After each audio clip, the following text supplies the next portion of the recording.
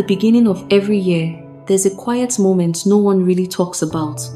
It's the moment before the goals, before the plans, before the pressure. The moment where you look at yourself and think, I really hope I don't mess this year up. Not because you're careless, but because you're already carrying so much. And instead of asking what you need, you start asking what you should fix. This video is about choosing a different foundation, one where progress still matters, but compassion is no longer optional. Because how you treat yourself while growing determines whether that growth lasts.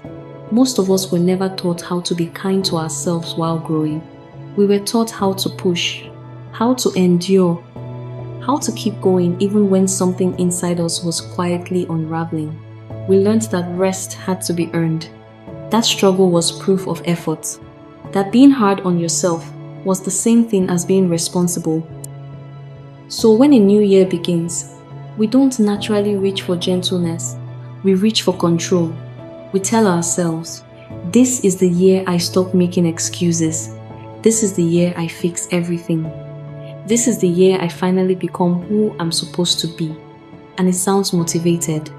But underneath it, there's often self-rejection. Because pressure doesn't usually come from belief. It comes from dissatisfaction. There's an important distinction here that often gets overlooked. Pressure assumes something is wrong with you. Compassion assumes something is happening to you. Pressure says your discomfort means you need to try harder. Compassion says your discomfort might be information. And when you begin to see your emotions as information instead of obstacles, you stop fighting yourself and start listening. So many people spend years trying to silence their inner signals. The tiredness, the resistance, the lack of motivation, without ever asking what those signals are trying to communicate. But growth isn't about muting yourself. It's about understanding yourself. When you ignore your limits, your body finds a way to remind you. When you ignore your emotions, they don't disappear, they resurface louder. And when you ignore your need for compassion, pressure fills the gap. This is why so many goals collapse under their own weight. They were built without emotional permission. Self-compassion, on the other hand, starts from a very different place. It doesn't ask, how do I force myself to improve? It asks, what do I need in order to grow honestly? And that question changes everything. Choosing self-compassion doesn't mean lowering your standards. It means changing why you're holding them. Pressure says, if I'm not hard on myself, I'll never change. Compassion says, I can hold myself accountable without punishing myself. Pressure motivates through fear. Fear of falling behind. Fear of being judged. Fear of not being enough. Compassion motivates through care. Care for your mental health. Care for your capacity. Care for the version of you that's still healing while trying. And one of these foundations lasts longer than the other. There's a reason why so many people burn out by February. It's not because they lack discipline. It's because they started the year fighting themselves. They built goals on shame. They built routines on exhaustion. They built expectations on a version of themselves that doesn't actually exist. And eventually, something gives. Self-compassion is what allows growth to be sustainable because it accounts for reality. It acknowledges that some days you'll feel clear and focused, and other days you'll feel heavy, distracted, or unsure. It doesn't demand perfection from a human being.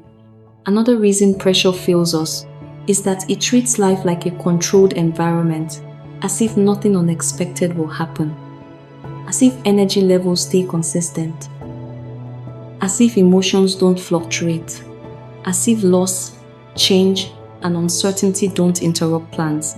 But real life is dynamic, and growth that doesn't account for real life will always feel fragile. Self-compassion allows flexibility. It allows recalibration. It allows you to adjust without collapsing into shame. And that ability to adapt without abandoning yourself, is one of the most important skills you can develop. One of the most misunderstood ideas in personal growth is the belief that being gentle with yourself will make you lazy. But if that were true, the hardest working people wouldn't be the most self-critical ones, and yet they often are. Many people don't need more motivation. They need permission to stop being cruel to themselves. Because pressure might get you moving, but compassion is what helps you stay. Staying is underrated. Staying present when progress feels slow. Staying honest when motivation fades. Staying connected to yourself, instead of searching for constant external validation. Pressure thrives on urgency. Compassion understands timing, and timing matters more than we admit. There are seasons when pushing makes sense, and there are seasons when pushing only deepens resistance. Self-compassion helps you discern the difference. It asks, is this resistance something to break through or something to respect? That question alone can change how you move through an entire year. Self-compassion begins with how you speak to yourself when things don't go as planned, when you miss a goal, when you fall back into an old habit, when your energy disappears for no clear reason. Pressure says, here you go again. You're wasting time. You're behind. Compassion says, something is off. Let's understand it. This moment doesn't erase your progress. You are allowed to adjust. And that internal response determines whether a setback becomes a stop or a lesson. Choosing self-compassion also means acknowledging that growth doesn't look the same for everyone. Some people start the year energized. Others start it recovering. Some are building. Others are rebuilding. Some are dreaming. Others are just trying to stay afloat. And all of these are valid starting points. Pressure ignores context. Compassion honors it. When you stop comparing your pace to someone else's, you begin to hear your own needs more clearly. You know, comparison is one of the fastest ways to abandon self-compassion, because comparison flattens context. It ignores background, capacity, and internal battles. It convinces you that growth has a single timeline and that everyone else is following it better than you are. But the moment you step back from comparison, you reclaim something powerful, your attention. And where your attention goes, your growth follows. Self-compassion helps you redirect that attention inward, not to obsess, but to align. There's also something deeply radical about choosing compassion in a world that rewards performance. We live in a culture that celebrates hustle, but rarely asks what it costs. A culture that praises resilience, but rarely makes room for rest. So choosing compassion can feel uncomfortable, almost irresponsible. You might wonder, am I being too easy on myself? Shouldn't I be pushing harder? Will I lose momentum if I slow down? But compassion doesn't remove effort. It removes unnecessary suffering. It helps you work with your nervous system instead of against it. And that matters more than most people realize. A nervous system that feels safe is more creative, more focused, more consistent. A nervous system under constant pressure is always in survival mode. So when you choose compassion, you're not avoiding growth, you're creating the conditions for it. Self-compassion also allows honesty. Honesty about what you can handle. Honesty about what needs to change. Honesty about what no longer fits the version of you you're becoming. Pressure encourages denial.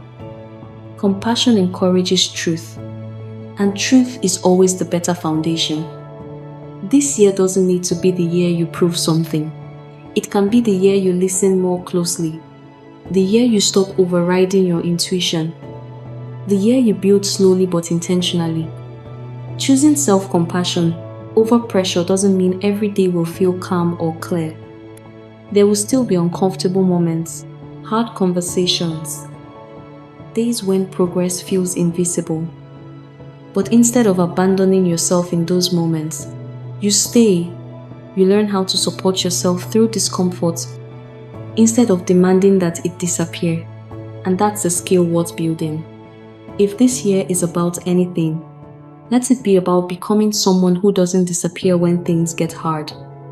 Someone who doesn't measure their worth by productivity alone. Someone who understands that rest is not a detour. It's part of the path.